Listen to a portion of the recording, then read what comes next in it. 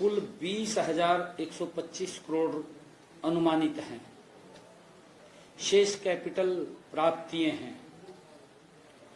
मैंने सामाजिक सेवाओं, सोशल सर्विस के लिए बजट के 32.84% का प्रावधान किया है।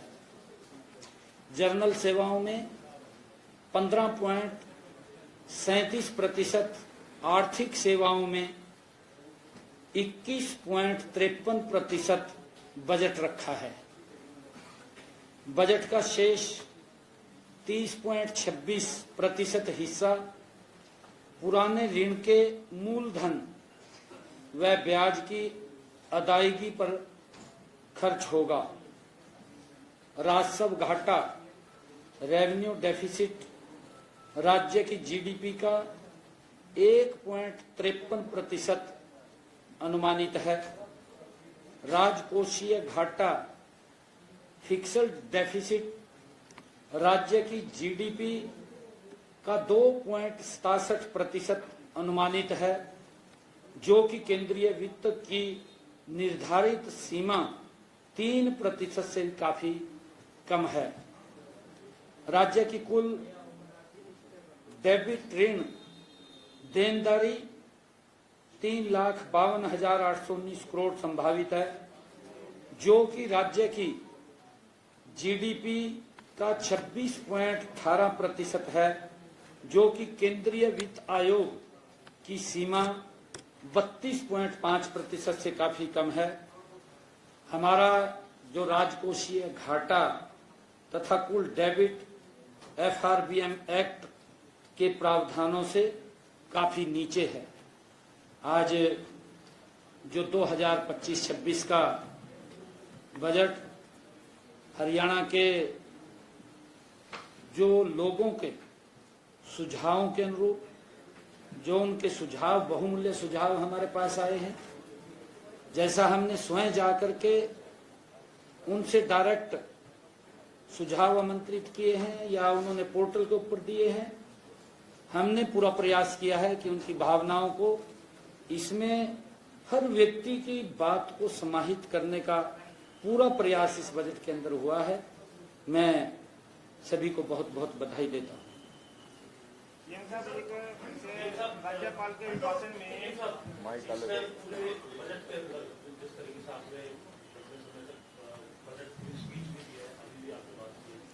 अभी आप लगातार आंकड़े भी बता रहे हैं, लेकिन इस पूरी बात को ना करते हुए आपकी बजट स्पीच को भी जिस मैंने नहीं सुना है, आपके मन के हिसाब से कौन से ऐसे बिंदु है जो आप बहुत कम शब्दों में ये बता सके कि आमजन जो है समझ सके कि बजट में क्या हमको मिला है? देखिए, वैसे तो ये बजट हर नागरिक, हर व्यक्ति के जीवन में एक बड़ा बदलाव लाने का ये काम करेगा, परंतु जो मेरे मन को भी,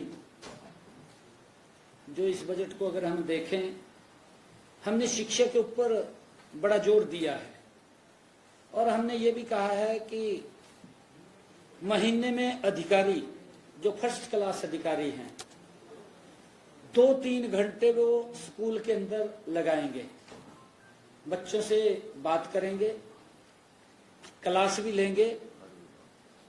हर विभाग का अधिकारी, एक बड़ा परिवर्तन, क्योंकि बच्चों को प्रेरणा भी मिलेगी।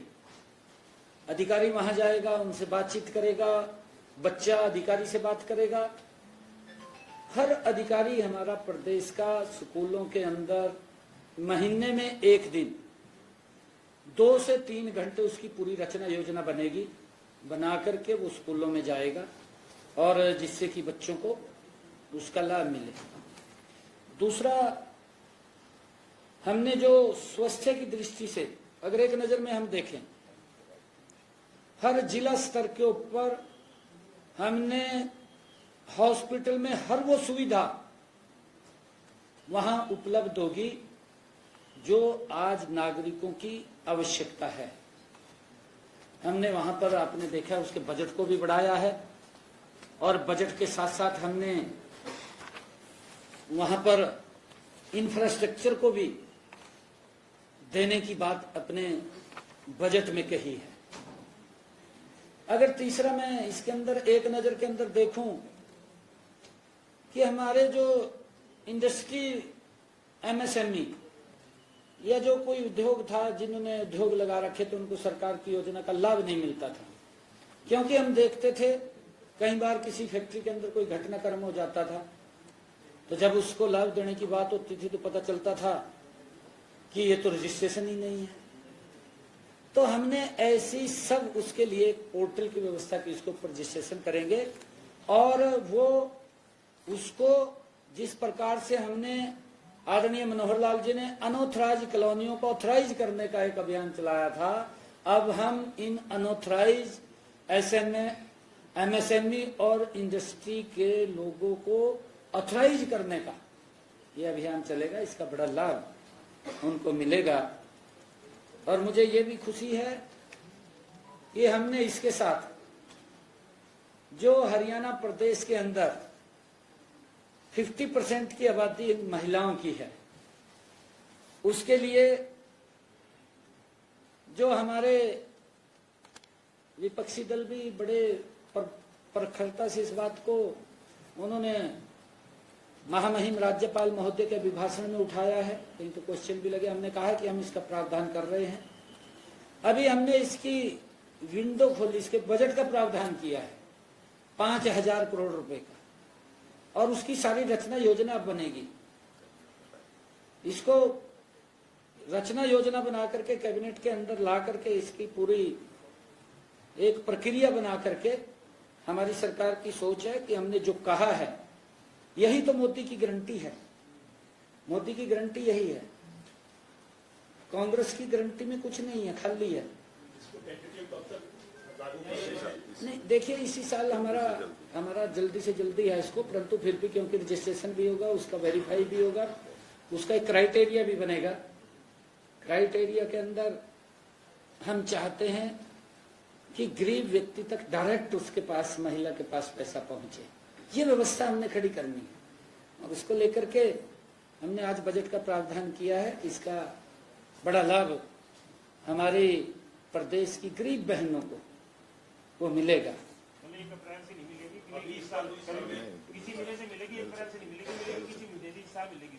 नहीं, अभी मैं शुरू से मैं क्या बात बोलता था, गारंटी है। हमने ये कहा था कि इस बजट के अंदर हम प्रावधान कर रहे हैं, हमने प्रावधान कर दिया, हमने विंडो खोल दी, 5,000 करोड़ रुपए उसके लिए रिजर्व कर दिया है। ज्यादा जरूरत पड़ेगी, मैंने कहा है कि अगर जरूरत पड़ी और बढ़ाने की तो उसको बढ़ाएंगे। हाँ, वो अधिकारियों को बोल दिया है, इसका सारी प्रक्रिया चालू हो जाएगी, गति से चालू होगी यदि ये सारा प्रावधान। ऐसा है, नहीं ये खोल दिया, अब देंगे हम, इसी वर्ष में देंगे, इसी वर्ष से शुरू हो जाएगा। क्योंकि अभी कैबिनेट के अंदर ये बात आएगी, कैबिनेट के अंदर इसके क्या क्या बिंदु अधिकारी बना करके कैसे कैसे इसको हमने करना है वो करके लेकर के आएंगे, उसका रजिस्ट्रेशन चालू होगा। चलो कोई बात नहीं, तो पता नहीं कब से शुरू हो जाए।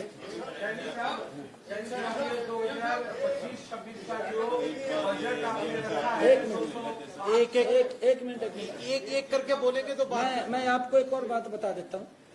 मैं आपका क्वेश्चन भी लूंगा फिर, जो मुझे बहुत अच्छा लगा, क्योंकि मैंने महिलाओं की 50% आबादी की बात की है। लगातार हमारी ये डबल इंजन और ट्रिपल इंजन की सरकार महिलाओं को लगातार सशक्त करने का काम कर रही है, हर क्षेत्र में कर रही है, आप देख भी रहे हैं। उनको किसी प्रकार की असुविधा न हो, उसको लेकर के भी हमारी सरकार तत्परता से काम कर रही है। हमने महिला चौपालों के लिए, जो हमारे पास महिलाओं की मांग आई कि आप वो चौपाल तो गांव में बना देते हैं, परंतु हमारे लिए कहीं चौपाल बैठने का स्थान नहीं है। हमने ये निर्णय किया है कि प्रथम चरण में हरियाणा प्रदेश के 754 गांवों में वो हमने चिन्हित किया है कि वहां पर महिला चौपाल पूरे हरियाणा प्रदेश में बनेगी, परंतु प्रथम चरण में 754 गांवों को हमने चिन्हित करके उनमें महिला चौपाल बनाने का निर्णय किया है। और मुझे ये भी बताते हुए कि लड़कियों के लिए किशोरी योजना जिसकी चर्चा की है, सभी 22 जिलों में लागू की जाएगी। और हरियाणा को भविष्य सक्षम युवाओं के लिए बनाने के लिए डिपार्टमेंट ऑफ फ्यूचर, यह इतना बड़ा विषय है कि आज से 20 वर्ष के बाद क्या होना है, क्योंकि पब्लिक लोग पॉपुलेशन बहुत ज्यादा गति में बढ़ रही है। हमारा जो डिपार्टमेंट ऑफ फ्यूचर, हमारी ये सोच है कि आने वाले 20 वर्षों में अगर इतनी आबादी होती है तो लोगों को असुविधा ना हो, इसके ऊपर विचार करेगी, सुझाव भी देगी सरकार को कि यहाँ पर ये आप करिए, यहाँ पर ये करिए, यहाँ पर ये दिक्कत है, ये कमी है, इसको पूरा करिए। इसके नाम से एक विभाग हम बनाएंगे, ये भी निर्णय हमने किया है। हरियाणा एआई मिशन की स्थापना करेंगे। आजकल क्योंकि मीडिया, सोशल मीडिया का जो जमाना है, इसके अंदर हरियाणा एआई मिशन की हम स्थापना करेंगे और हरियाणा के कर्मचारियों को यूपीएस का लाभ दिया जाएगा, जिसकी पेंशन का, जिसकी मैंने बात कही है। और खेल नर्सरियों की संख्या 2000 की जाएगी, जो पहले 1500 वो थी। इस बजट के अंदर हमने बहुत सारे ऐसे विषय जो हमारे संकल्प पत्र में भी हमने कहे थे, वो भी बहुत सारे विषय हमने इस बजट के अंदर पूरे किए हैं, जिनको हम पूरा करेंगे कहा है। और एक बहुत बड़ी योजना जो हमारे खिलाड़ी हैं, जो राष्ट्रीय अंतर्राष्ट्रीय स्तर के ऊपर जो खिलाड़ी अपनी प्रतिभा को दिखाते हैं, खिलाड़ी बीमा योजना लागू की है, कोई दिक्कत परेशानी ना हो। और एक मेरे बहुत ही दिल को छूने वाला जो हमने कहा है कि युवाओं को नशे से बचाना है, उसके लिए अलग मैंने नशे की रोकथाम के लिए फास्ट ट्रैक न्यायालयों की स्थापना की जाएगी, जिससे हमारा युवा नशे की तरफ न जाए। उसके लिए हमने अलग से बड़े उन युवाओं को कहा है और उसके अंदर हमने प्रावधान भी किए हैं। सीएम साहब स्टार्टअप के लिए आपने फंड और फंड्स का प्रस्ताव किया, तो उसमें वो क्या रूपरेखा होगी, कौन कंट्रीब्यूट करेगा, क्या प्राइवेट पार्टी निवेशक करेंगे या सरकार? ये बिल्कुल इसके अंदर लिखा है, हम इसकी पूरी रचना योजना बना रहे हैं, इसमें बिल्कुल लिखा है तो आप उसके अंदर देखिए, क्योंकि इसकी रचना योजना पूरी बन रही है। जो 3,52,000 करोड़ का जो कर्ज है हरियाणा के ऊपर, जो भी प्रस्तावित किया आपने कुछ बताया, 3,52,000 करोड़ का कर्ज 31 मार्च 2000। ऐसा है, एक मिनट मैं इसके ऊपर कर्ज के ऊपर, क्योंकि हमारे मैंने पूरा उसके ऊपर मैंने बताया है स्पेशली ये कह करके कि हमारे जो विपक्षी दल के लोग हैं वो लगातार इस बात को उठाते हैं कि हरियाणा तो वही कर्जे में डूब गया, हाँ कर्जे में डूब गया। यहाँ तक बोलते हैं हमारे विपक्षी साथी कि जो बच्चा पैदा होगा उसके ऊपर 2 लाख रुपए का कर्ज लेकर के वो पैदा होगा, ये इस प्रकार की बात बोलते हैं। मैंने उनको बताया है कि 2014-15 में जब हमने प्रदेश की बागडोर अपने हाथ में ली थी, उस समय जो कर्जा प्रदेश के ऊपर था, उस कर्जे के अंदर हमने 2024-25 में कमी की है, आप देख रहे। हाँ उसमें कमी हुई है।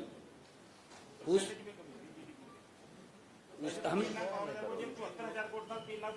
देखिए हमने उसके अंदर काम भी किया है। एक मिनट आप बताइए सर, मैं एक बार ही बोल दूं। हाँ एक मिनट ये बड़ा सिंपल सा विषय है। अगर किसी स्टेज पे आपकी आमदन 10,000 रुपए थी, तो आपका खर्चा या आपके ऊपर जो भी देनदारियां हैं वो उसके मुताबिक होंगी। आज की अगर फर्ज करिए हमारी कैपेसिटी बढ़ गई, तो ये सारी रेशोज हैं, ये एब्सोल्यूट अमाउंट जब आप देखेंगे तो कंफ्यूजन है। अब आप एब्सोल्यूट अमाउंट देख रहे हैं कि जी 3,52,000, लेकिन आपको उस अमाउंट को देखना पड़ेगा कि वो कितनी परसेंटेज है हमारे जीडीपी का, या हमारे बजट साइज का कितने परसेंटेज है। उसी की FRBM एक्ट और finance commission of India limits उसी के लिए बनाता है, और वो लिमिट्स में हमें हमेशा उससे बहुत नीचे रहते हैं। 32.5 से 26-18 पे आप देखें कितना नीचे। मुख्यमंत्री मंत्री महोदय, जी जी जी। इतना बढ़िया बजट आपने बढ़ा के पेश किया है, तो हमारे दो सवाल हैं जनाब। एक तो इस बजट में आप जैसे हरियाणा किसानों का प्रदेश है, खिलाड़ियों का प्रदेश है, उसके बाद और जो युवा छात्र हैं उनके लिए क्या किया है कि उनको कुछ राहत मिले, जैसा कि अभी हिमाचल ने अपने बजट में कुछ राहत दी है किसानों को। पहला सवाल तो ये है। दूसरा सवाल ये है कि जो जो 2,05,17 करोड़ का जो बजट पेश किया, तो रिसोर्सेस आमदनी कैसे आपकी बढ़ेगी, ठीक है। और ये है, अब एक सर ये कह रहा है कि अभी तक आपका बजट का हम लोग को किताबें नहीं मिला पढ़ने के लिए, ये है अपना बड़ा बजट, किताबें नहीं मिला पढ़ने का, आपका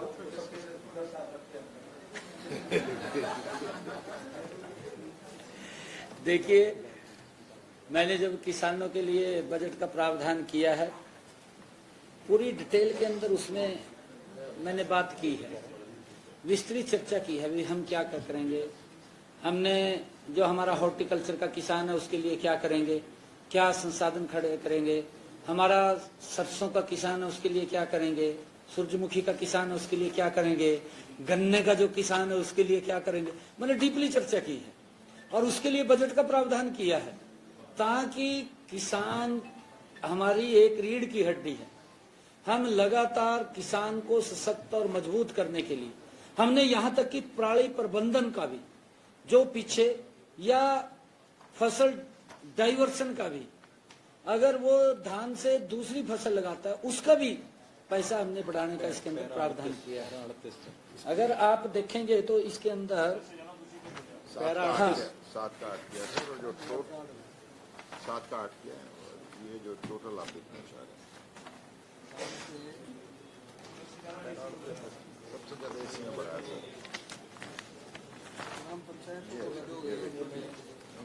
19% वो बढ़ा है। हाँ, ये जो मैंने वहां पर बताया है कि किसानों के लिए जो आवंटित राशि है 19.2% से बढ़ाकर 4,229.29 करोड़ रुपए, और बागवानी विभाग की आवंटित राशि 95.50% से बढ़ाकर 1,068.89 करोड़ रुपए, पशुपालन विभाग की आवंटित राशि 50.9% से बढ़ाकर 2,083.43 करोड़ रुपए, और मत्स्य पालन के लिए आवंटित राशि 144.40% से बढ़ाकर 218.76 करोड़ रुपए, डबल से भी ज्यादा। हमने हर एक विभाग के अनुसार कृषि से संबंधित डबल से भी ज्यादा हमने उसको किया। आपका एक पहला बजट था, उसमें जैसे आपने 11 बैठकें भी की, 11 अलग-अलग वर्गों से ऑनलाइन भी सुझाव दिए, तो एक पहली दफा आप पेश कर रहे थे, कैसा मतलब पेश करने के बाद इन नक्शल जाने की बजट में कैसा लगा आपको, क्या मतलब जैसे रहा बजट?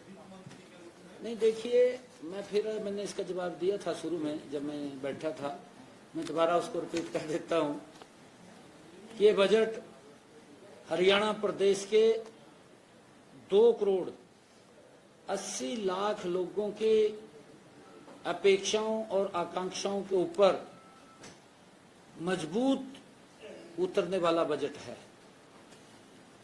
हमने जो मैंने कहा है कि मेरे दिल को छूने वाला इसके अंदर शिक्षा, स्वास्थ्य और हमारा उद्योग के साथ रोड्स हमारे टूटे नहीं होने चाहिए, इंफ्रास्ट्रक्चर, इसको प्राथमिकता दी है और आम व्यक्ति को यही बात चाहिए।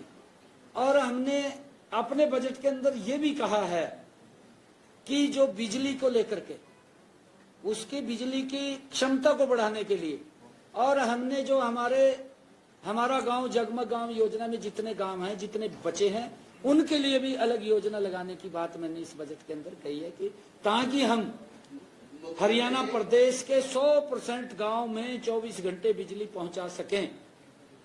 हर दृष्टि से अगर इस बजट को देखें तो ये प्रदेश के हर वर्ग के लिए एक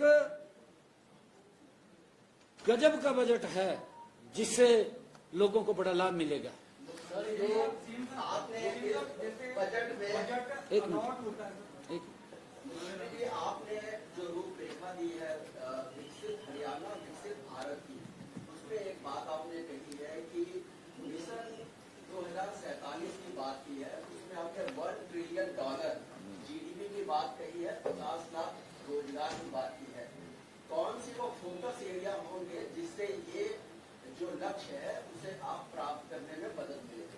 देखिए, आपके सामने मैंने उद्योग के ऊपर बड़ी विस्तार से चर्चा की है कि हम 10 IMT, उसके लिए हमने ई भूमि भी, लैंड पूलिंग भी और पार्टनर पूलिंग भी, तीनों के ऊपर हमने इसके अंदर बात कही है कि इसके लिए अगर किसी प्रकार से किसान उसके अंदर बीच में आना चाहता है तो हम सरकार तैयार है। और इन 10 जो हमने अलग अलग क्षेत्रों के अंदर IMT लगाने हैं, जल्दी ही उसके ऊपर काम शुरू हो जाएगा। और आज हरियाणा का वातावरण इस प्रकार का है कि लोग दुनिया से हरियाणा के अंदर, चाहे हमारा रोड का इंफ्रास्ट्रक्चर इस प्रकार का हो, क्योंकि हिसार के अंदर भी महाराजा अग्रसेन एयरपोर्ट वो चालू हो जाएगा अभी, जिसका मैंने जिक्र किया है। और उसके साथ साथ महाराजा अग्रसेन के साथ साथ जिस प्रकार का हरियाणा के अंदर रोड का इंफ्रास्ट्रक्चर है कि हरियाणा के किसी भी कोने से आप 3 घंटे के अंदर दिल्ली एयरपोर्ट के ऊपर पहुंच जाते हैं, आप 3 घंटे के अंदर जेवर एयरपोर्ट के ऊपर पहुंच जाते हैं। ये रोड का जो इंफ्रास्ट्रक्चर हरियाणा के अंदर बना है कि आज दुनिया का हर इन्वेस्टर्स इस बात को वो लाई करता है कि हरियाणा के अंदर अपना बिजनेस शुरू किया जाए। और इसके लिए हमने अलग से बड़ी प्लानिंग की। और इसके लिए मैं आपको बता रहा हूँ, इसके लिए हमने पहले एक मिनट इसके लिए हमने 805.75 करोड़ रुपए का प्रावधान था पिछली बार, जो अब बढ़ा करके 1848.12 करोड़ रुपए कर दिया है।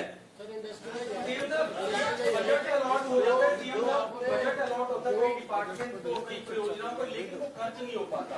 तो ऐसे में उसको भी जो है खर्च हो या उस पर भी कोई इस तरह का प्रावधान किया गया कि बजट जो है पूरा खर्च किया जाए? नहीं, देखिए, मैं आपको बताना चाहता हूँ, ऐसा नहीं है। कई योजनाएं इस प्रकार की होती हैं कि हम घोषणा कर देते हैं, उसमें कोई लीगल अड़चन आ जाती है। जैसे SYL का हम हर बार बजट रखते हैं, उसका वो खर्च ही नहीं होता। खर्च कहाँ हो रहा है? वो सिंबॉलिक रखते हैं। इस प्रकार की दिक्कत ऐसा नहीं है कि हम किसी योजना को बनाते हैं। और मैंने अपने इसके अंदर ये भी कहा है, बजट के अंदर भी कुछ ऐसी योजनाएं जो डबल भी हैं या कुछ प्रभावी नहीं है, उनका विलय किया है और 20 हमने खत्म भी किए हैं। और